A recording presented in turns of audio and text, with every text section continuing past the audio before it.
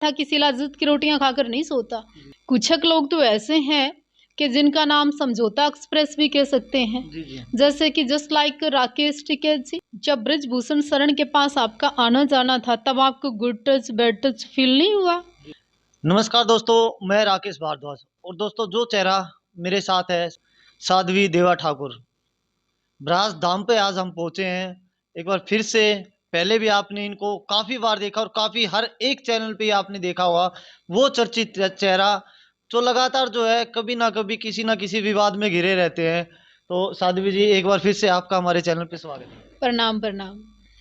साध्वी जी, जिस तरीके से आंदोलनों का एक दौर सा चला हुआ है, लगातार हम देख रहे हैं।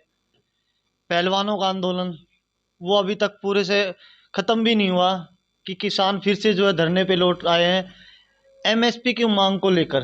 13 महीने तक जो है किसान रोडों पे रहे थे। एक बार फिर उसी एमएसपी की मांग को लेकर अब फिर से जो है रोड पे आ चुके हैं। और जिसके लिए जो मांग उन्होंने उठाई थी, गुरनाम चुरूनी जी पुलिस के प्रशासन की गिरफ्त में भी है। आज एक बार फिर से जो है उनकी राय की मांग करते हुए और साथ ही साथ एमएसपी की मांग करते हुए चंडीगढ़ हाईवे जो है फिर से जाम कर दिया है। किस तरीके से देखते हैं? देखिए, किसान कभी भी कहीं भी किसी भी सिचुएशन में गलत नहीं होता। मैं भी किसान की बेटी हूँ और अन्न खाती हूँ, ठीक है। किसान अपनी मांग माने, सरकार उनकी पूरी करे, ये अच्छी बात है। विपक्ष का काम होता है विरोध करना। पर किसानों की आड़ में जो चंद चेहरे हमेशा सामने आते हैं, उनके विषय में क्या सोचें। कुछ लोग तो ऐसे हैं कि जिनका नाम समझौता एक्सप्रेस भी कह सकते हैं। जैसे कि जस्ट लाइक राकेश टिकैत जी। आंदोलन कहीं का भी हो, कुछ ये यूपी में धरने पर नहीं बैठते, पता नहीं क्या कारण है।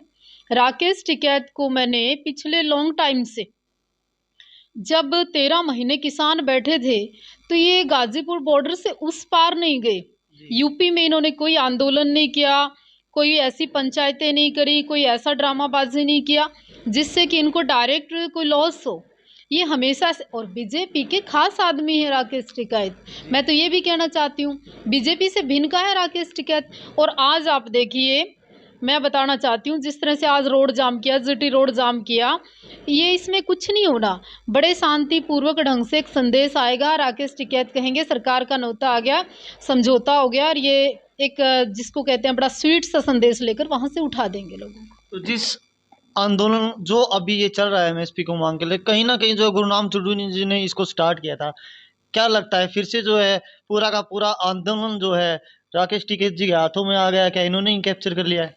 देखिए, कभी कभी जो गवर्नमेंट अपना काम करती है, पुलिस प्रशासन अपना काम करता है, शासन अपना काम करता है। देखिए, जीटी रोड या आम पब्लिक को परेशान करना या आए दिन परेशान करना, उसमें कई महिलाएं भी होती हैं, कई पेशेंट भी होते हैं, कोई ज़रूरी काम भी होते हैं, कोई विदेश यात्रा भी कर रहा होता है। एक आम मुसाफिर को जो सहना पड़ता है वो बड़ा पीड़ादायक होता है, और उससे कई बार बड़े लॉस होते हैं।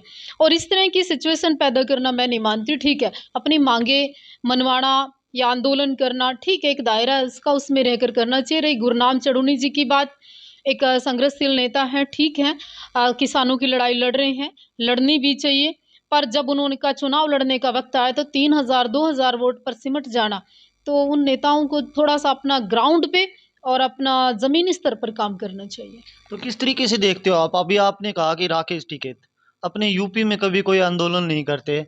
क्या लगता है आपको, हरियाणा सरकार के अंदर कोई ना कोई कमी है? क्योंकि इतने बड़े बड़े भाषण वो देते हैं, इस तरीके से सरकार के खिलाफ भी बोलते हैं, और जो भाषण उनके होते हैं हमेशा इस तरीके से भड़काऊ भाषण होते हैं, उसके बावजूद उनके ऊपर कार्रवाई नहीं होती। आजकल कहाँ बोलते हैं राकेश टिकैत? आजकल तो उनको लगता है कि बड़ी मपी तुली सी ऐसी शब्दावली का इस्तेमाल करते हैं राकेश टिकैत, जैसे कि उनके ऊपर कोई बहुत बड़ा प्रेशर हो। राकेश टिकैत को लगता है कि अगर मैं थोड़ा सा भी आउट ऑफ लिमिट यानी लक्ष्मण रेखा को क्रॉस किया तो कहीं ना कहीं योगी सरकार या भारतीय जनता पार्टी उनका कोई टेंडर में, कोई और बड़ा जो उनका बेनिफिट गवर्नमेंट से होता है, उनके बड़े बड़े टेंडर छूटते हैं, दिक्कत आ जाएगी। तो राकेश टिकैत कहाँ बोलते हैं, मपातुला बोलते हैं आजकल। तो आज जो आंदोलन के हम जिस समय मौजूद थे, हमने बहुत सारे किसान महिलाओं से भी बात की, किसान नेताओं से, औरों से भी बात की। उनका कहना था कि अब की बार अगर लाठीचार्ज हुआ तो जवाब जो है लाठियों से मिलेगा। किस तरीके से देखते हो? भारत है ये, और हम सब का है। यहाँ की संपत्ति हम सब की है। ये ज़मीनी स्तर पर काम करना सीखें। कुछ चेहरों को मैं कुछ नहीं बोलना चाहती, उनको कुछों को आदत भी हो गई है और कुछ ही है बस।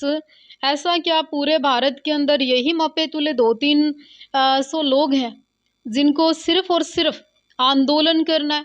चाहे बहाना पहलवान हो, बहाना किसान आंदोलन हो, बहाना एक छोटे से छोटे आप पानीपत के अंदर सिंघम का मामला हुआ, इन्होंने आंदोलन कर दिया, उसकी नौकरी खा गए। आकर्षण उपल का मामला हुआ, इन्होंने आंदोलन कर दिया, वो व्यक्ति जेल के अंदर पड़ा है। अब आंदोलन कर दिया, गुरनाम चढ़ूनी अंदर। एक प्रोसेस है कोर्ट का, उच्च न्यायालय की एक रिस्पेक्ट है भारत के अंदर, क्या पूरी दुनिया में ही, तो उसको भी फॉलो नहीं करेंगे क्या कि कुछ भी होगा आंदोलन कर देंगे?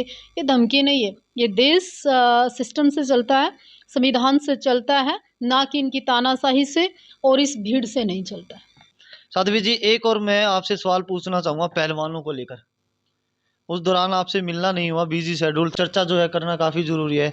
किस तरीके से देखते हो पहलवान जो है, खिलाड़ी न्याय के लिए लगातार जो अपनी मांग कर रहे हैं, लेकिन उनको किसी तरीके से जो सुनवाई नहीं हो रही?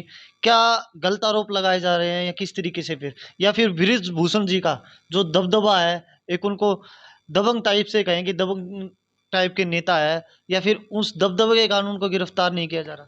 आशाराम बापू के पीछे कितनी संगत थी, जी। धन धन सतगुरु के पीछे कितनी संगत थी, रामपाल महाराज के पीछे कितनी संगत थी? क्या ब्रजभूषण शरण उनसे ज़्यादा पावरफुल है? नहीं है ना। लेकिन मैं ये कहना चाहती हूँ कि 10 साल जब ब्रजभूषण शरण के पास आपका आना जाना था, तब आपको good touch bad touch feel नहीं हुआ? जब आप ब्रजभूषण शरण कम और आप ज़्यादा ज़ोर से उनको पकड़कर क्लोज गले लगा रही थी, जब आपको फील नहीं आई? जब आप आपके ड्राइवर या आपके पति को बाहर गाड़ी में बिठाकर अलोन मीटिंग करना चाहते थे, तब आपको महसूस नहीं हुआ कि आपका शोषण हो रहा है? जब आपके इतने भारी भरकम गिफ्ट आते थे, इतना संपत्ति और सारी चीज़ें होगी, पद प्रतिष्ठा नाम सम्मान बढ़ गया उस कुश्ती से। मैं ब्रजभूषण शरण की नहीं बात कर रही हूँ, मैं आपकी उपलब्धि की बात कर रही हूँ। तब आपको ये फील नहीं हुआ। अब इतना लेट अगर आप महसूस कर रहे हैं, तो कहीं ना कहीं आपका भी कोई ना कोई तो फॉल्ट है। दूसरी बात, उसका फैसला भी मैं तो ये कहती हूँ कि इसकी अच्छे से जांच हो, जो उन पे बनती हैं उचित धाराएं वो लगानी चाहिए। पर मुझे ऐसा लगता है कि कहीं ना कहीं ये एक ऐसा षड्यंत्र, ऐसा विपक्षी दल, ऐसी विपक्ष की जो चीज़ें हैं वो ज़्यादा खड़ी हैं। ब्रजभूषण शरण से कम भारतीय जनता पार्टी से उनकी लड़ाई ज़्यादा है। क्योंकि जिस तरीके से ये आंदोलन चला है पहलवानों का, कहीं ना कहीं अगर इस जांच के दौरान बृजभूषण जी निर्दोष साबित होते हैं, तो किस तरीके से देखते हो जो पहलवानों ने इतना लंबा प्रदर्शन किया है और एक ही मांग की, उनकी गिरफ्तारी होनी चाहिए? सीबीआई जांच होनी चाहिए और बिल्कुल जैसे ही वो अगर निर्दोष पाए जाते हैं तो उनके खिलाफ कार्रवाई बनती है, उचित से उचित कार्रवाई हो। जो अभी तक का नौकरी से, मेडल से, पैसे से, फाइनेंशली, विदेशों के टूर से जो खर्च हुआ उसका डबल ट्रिपल इनको देना भी चाहिए। और दूसरी एक और बात, एक ब्रजभूषण शरण और 1000 महिलाओं का वो कहते हैं शोषण कर दिया, डैश डैश जो भी है ये सब कर दिया, तो ब्रजभूषण शरण हो गया या क्या हो गया? वो कहते हैं, फिर कहा था कि शिलाजीत की रोटियां खाकर नहीं सोता। तो एक कहीं ना कहीं सभ्यता या मानवता या इंसानियत शर्मसार नहीं होती इन शब्दों से? आपने हमारे चैनल पे इंटरव्यू देखा हुआ, लड़की के चाचा सामने आए थे, उन्होंने बताया कि लड़की जो है वो बालिग है, लड़की नाबालिग है ही नहीं। उसके बाद जो है नेशनल चैनल पे भी काफ़ी बार जो है बहुत सारे इंटरव्यू चले हैं जिनमें ये भी बताया गया है, लड़की के पिताजी ने बयान जो है दर्ज करवाए थे लड़की के द्वारा, वो बयानों से भी पलट गए हैं। किस तरीके से देखते हो, क्या पूरा का पूरा प्रकरण, क्या किसी का दबाव? 1 महीने के करीब पहलवान आंदोलन करते हैं, सड़क पर बैठते हैं, वहाँ चंद्रशेखर रावण पहुँच जाते हैं, वहाँ दीपेंद्र हुड्डा पहुँच जाते हैं, वहाँ अखिलेश यादव पहुँच जाते हैं, वहाँ भूपेंद्र सिंह हुड्डा पहुँच जाते हैं, वहाँ केजरीवाल की सरकार के तमाम मंत्री जंत्री केजरीवाल पहुँच जाते हैं, यहाँ तक प्रियंका गांधी पहुँच जाती है। ऐसा क्या? यानी इतना मजबूत विपक्ष होने के बाद भी और वो आंदोलन सक्सेस नहीं होता, कार्रवाई नहीं होती, इसका मतलब आप देखिए इसमें एक भयंकर राजनीति, भयंकर षड्यंत्र, एक ऐसा षड्यंत्र है जो कि मोदी सरकार को कहीं न कहीं टारगेट पे लाना इनका मकसद था और कुछ नहीं। लेकिन 15 तारीख को जो है कोर्ट के अंदर जो चार्जशीट भी दाखिल होनी है, क्या लगता है किस तरीके से?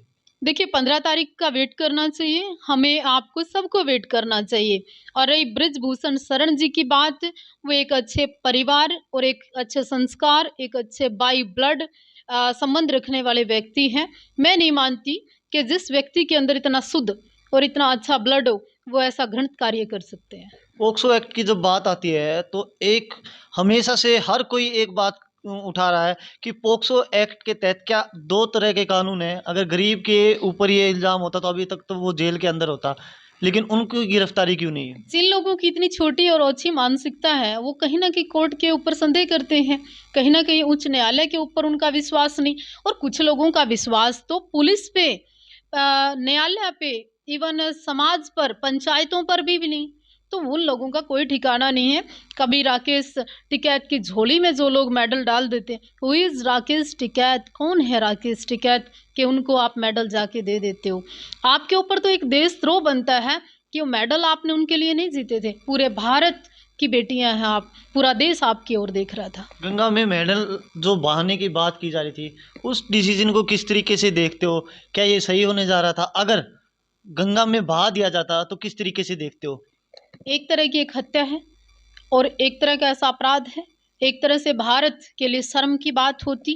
पर ये जिसने भी सलाह दी और एकदम से नरेश टिकैत का वहाँ प्रकट होना, तो कहीं न कहीं षड्यंत्र था। ये पहले से एक चाल थी, ये बृजभूषण ही नहीं, मैं तो कहती हूँ कि प्रधानमंत्री नरेंद्र मोदी को टारगेट किया इन लोगों ने। समझौता एक्सप्रेस नाम का एक व्यक्ति है, यूपी से पहले यशपाल मलिक ने बेचा हरियाणा को, अब उनमें से एक राकेश टिकैत जी हैं, जो आए दिन ये काम करते हैं। और मैं आपको लिख कर दे दूँ कि जिस तरह से पहलवानों का आंदोलन शांत हो गया, जैसे राकेश टिकैत की एंट्री हुई, और अब देखना आप ये जो आज जीटी रोड जाम हुआ है, वहाँ राकेश टिकैत जी बैठे हैं, ना लाठीचार्ज हो, ना ज़्यादा देर जाम लगेगा, ना कुछ होगा, वो एक्सप्रेस के द्वारा शांत हो जाएगा। जीटी रोड की हम बात करें, अकेले राकेश टिकैत जी नहीं, वहाँ पे आज हज़ारों की संख्या में जो लोग हैं, उनके समर्थक हैं, वो पहुँचे हुए हैं। माध्यम कौन है? वो भोली-भाली जनता है, भोले-भाले किसान हैं, हमारे किसान भाई, आम गरीब जनता है, उनका कोई काम नहीं है, उनको तो नेता लोग पहले ही बेच देते हैं। तो उस भोली वाली जनता को क्या संदेश देना चाहोगे? मैं निवेदन करूँ आपसे कि सरकार को भी आपकी बात मान लेनी चाहिए, माननी है, मनोहर लाल खट्टर जी को सुन लेना चाहिए। दूसरी विशेष बात है कि खट्टर साहब के आस-पास जो लोग हैं, जो लॉबी है, उसमें चेंज लेके आना चाहिए, ताकि भारतीय जनता पार्टी और मजबूत हो, हरियाणा में फिर से आ सके। साध्वी जी, जिस तरीके से आप बेबाक तरीके से हर वक्त जो बयान देते रहते हो, वीडियो के नीचे कमेंट भी आप कभी कभार पढ़ते होंगे, हाँ, तो क्या बहुत सारे कमेंट आपके खिलाफ आते हाँ, तो हैं। अच्छा है। मैंने तो 15 दिन पहले एक चैनल को और बोला था कि ये आंदोलन वहाँ से अब खत्म होने वाला है, हो गया ना वहाँ से खत्म। जी जी। तो दोस्तों, ये थे साध्वी देवा ठाकुर जी। जिस तरीके से आप लगातार इनको देखते हो, बेबाक तरीके से बयान देते रहते हैं, एक बार फिर से जो है किसानों और पहलवानों को लेकर जिस तरीके से हमने चर्चा की, बड़े बेबाक तरीके से हर सवाल का जवाब दिया, और कहीं ना कहीं एक बड़ा इल्जाम राकेश टिकैत जी के ऊपर लगाया है। और वीडियो को ज़्यादा से ज़्यादा शेयर करें। Thank you very much.